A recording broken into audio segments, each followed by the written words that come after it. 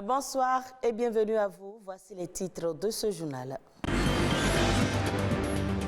Bezayo Tades Gisachui est la nouvelle Miss Écotourisme World. Elle a été élue au cours d'un dîner de gala organisé par le consortium Tourisme par Million à Cotonou. L'association des Béninois étudiants venus de la Côte d'Ivoire, BEFSI, organise une série d'activités pour marquer la Journée internationale de la femme. Les échanges vont tourner autour du thème « Quel modèle d'étudiante aujourd'hui pour apporter un plus au développement du Bénin ?» Aujourd'hui, 6 mars, les médias accordent une attention aux enfants dans leur programme de télévision. Cette journée est dédiée à la célébration de la Journée internationale de la radio et de la télévision en faveur des enfants.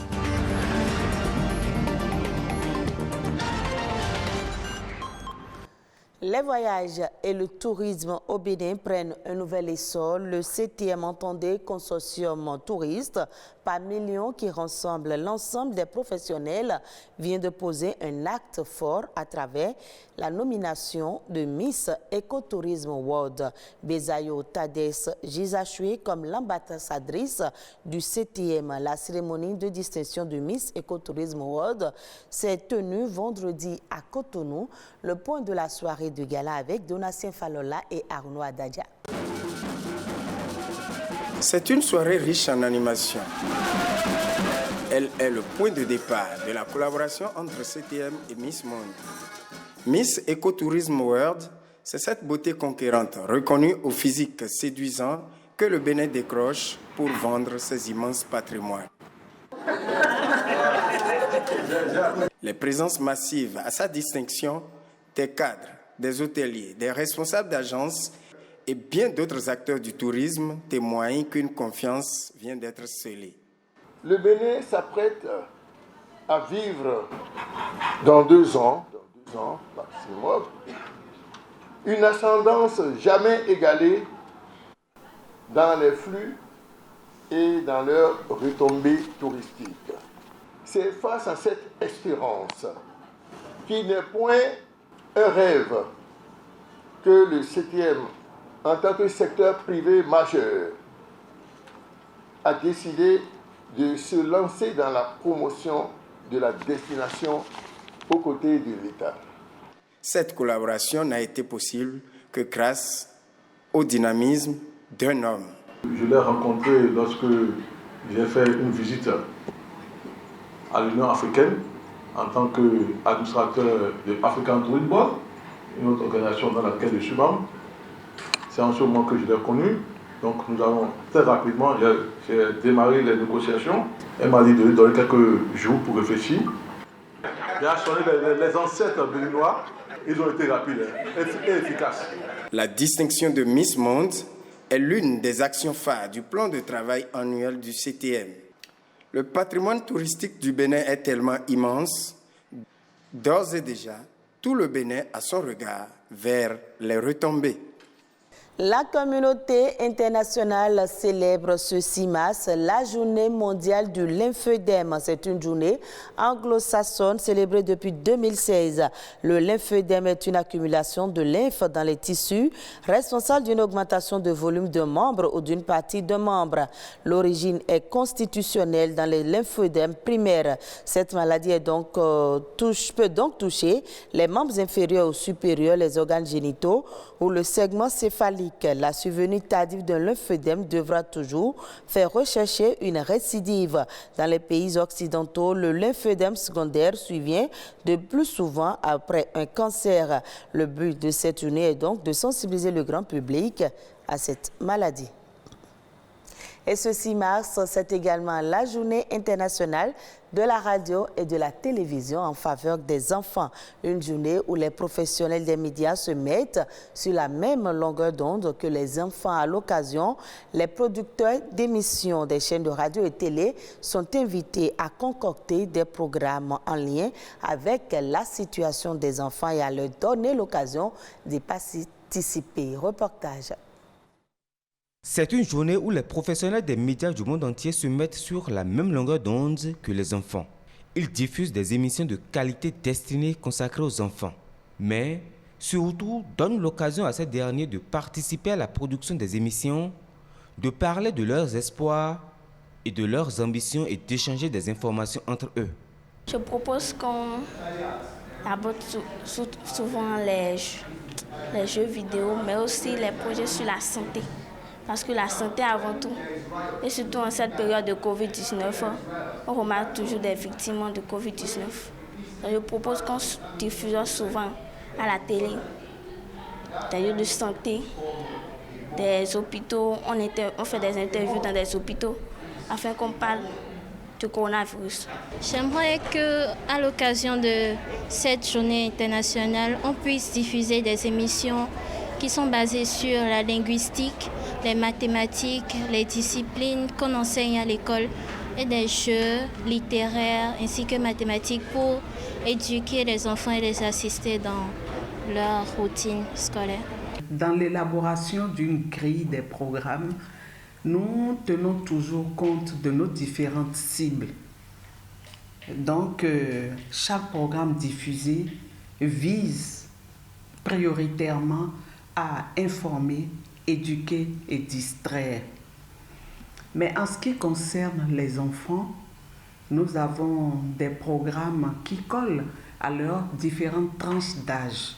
Nous diffusons des dessins animés, des documentaires, des séries qui en appellent un peu à la conscience des enfants en même temps que ça les distrait. S'il est vrai que les médias ont un rôle essentiel à jouer pour aider les enfants à faire connaître leur vision du monde, cette journée leur offre l'occasion de raconter leur propre histoire en tant que producteurs, reporters, rédacteurs, invités et directeurs de programmes de radio et de télévision. Nos enfants ne connaissent même pas l'identité de leur pays. Il va falloir inscrire ça dans le programme. Ils ne savent pas c'est quoi le Bariba par exemple. Il faut passer, expliquer l'ethnie Bariba, l'ethnie Fon, l'ethnie Kotafon, l'ethnie Hausa, les différentes ethnies qui existent. Nous mettons par exemple les dessins animés en début de soirée, lorsque les enfants reviennent autour de 16h30, 17h, 17h30, ils prennent un peu de répit et là ils peuvent regarder leurs dessins animés ou des magazines de leur âge. La journée permet à ces médias d'exploiter le pouvoir de la télévision et de la radio pour sensibiliser les populations aux problèmes de l'enfance. Lors de la journée internationale de la radio et de la télévision en faveur des enfants de 1998, quelques 2000 organismes établis dans 170 pays ont diffusé des programmes spéciaux sur l'enfance, souvent préparés par des enfants. Le 8 mars prochain, c'est la journée internationale de la femme. L'association des étudiants béninois venus de la Côte d'Ivoire veut marquer l'événement. Elle a initié une série d'activités à l'endroit des étudiantes. Kwaku Bénédicte Agbanlin, présidente de l'ABEFSI, nous parle des caractéristiques de l'étudiante qui peut apporter un plus au développement du Bénin. Il est au micro de Nadège Omolade Sané. Il faudrait d'abord, selon nous, avoir trois types, sinon trois modèles d'étudiantes qui feraient prospérer plus le Bénin demain. D'abord, on voudrait mettre l'accent sur l'habillement. L'habillement, il faudrait que cette étudiante-là ait un habillement décent. Parfois, il y a des habits où on voit pratiquement le sein et autres au dehors. Ce sont des choses qui ne promettent pas. D'abord, elles s'exposent et elles subissent, je dirais, des harcèlements de part et d'autre, de la part des étudiants, de la part de leurs enseignants. Alors donc, quand elles sont habillées décemment, je pense qu'elles peuvent avoir tout ce qu'elles veulent. D'abord, elles se font une bonne image. Elles vont attirer donc quand même des regards et elles pourront se marier plus tard, même si elles sont décentes. Il y a également l'entrepreneuriat. Il faut entreprendre. Il faut mener des activités qui vont te faire gagner de l'argent, qui vont amener cette jeune fille-là à pouvoir économiser, à pouvoir avoir une vision. C'est-à-dire, bon, je fais telle économie pour réaliser telle activité demain. je mets telle somme à côté, commencer par s'éduquer de façon financière. Et comme ça, elle ne va plus dépendre totalement de qui que ce soit des parents ou peut-être de son mari ou de son copain. Et comme ça, elle sera quand même libre. Elle va pouvoir jouir de ses droits. On ne va pas peut-être la harceler, elle va pouvoir décider d'elle-même de qui il faut suivre, de qui il ne faut pas suivre. Je pense que c'est important. Quand une femme entreprend, ça la permet donc de pouvoir contribuer au développement de notre pays parce que l'emploi, ça se fait rare aujourd'hui. Et la troisième idée, c'est donc un peu ce qu'on disait, c'est la confiance en soi. Quand déjà, elle commence par entreprendre, quand elle commence par s'habiller de façon décente, ne cherchant pas à attirer qui que ce soit, je pense qu'elle commence petit à petit à se découvrir elle-même, à savoir ce qui lui manque, à savoir ce qu'il lui faut, à savoir ce qu'elle a et à pouvoir maintenant se projeter vers l'avenir. Et je pense que si nous avons ces trois types de femmes là en une femme, elle pourra quand même contribuer au progrès de notre pays demain. Suivons à présent la nation en bref avec Nadège Omolade Sani.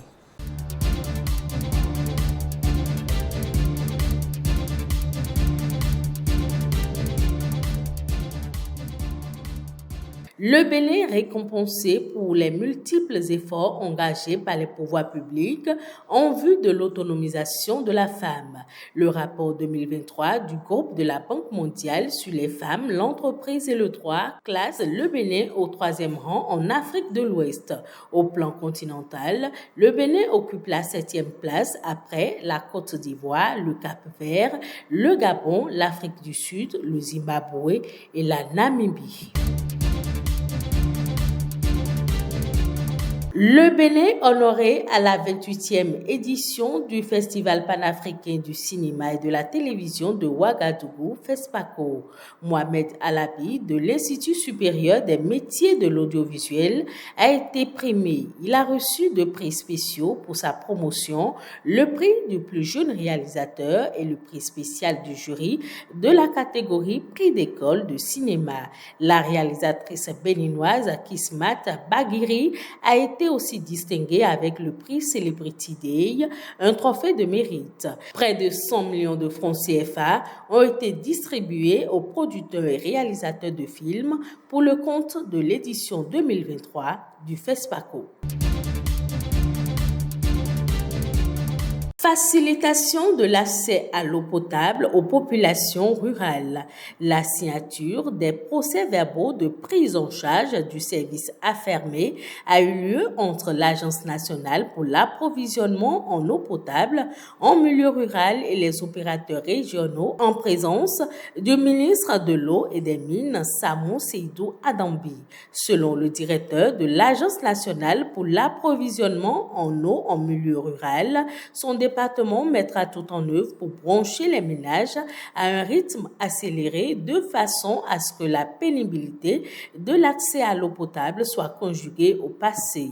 Selon le ministre de l'Eau et des Mines, on peut estimer à 72% la population rurale ayant accès à l'eau potable. La vision du gouvernement est d'atteindre 100% de décès à l'horizon 2024.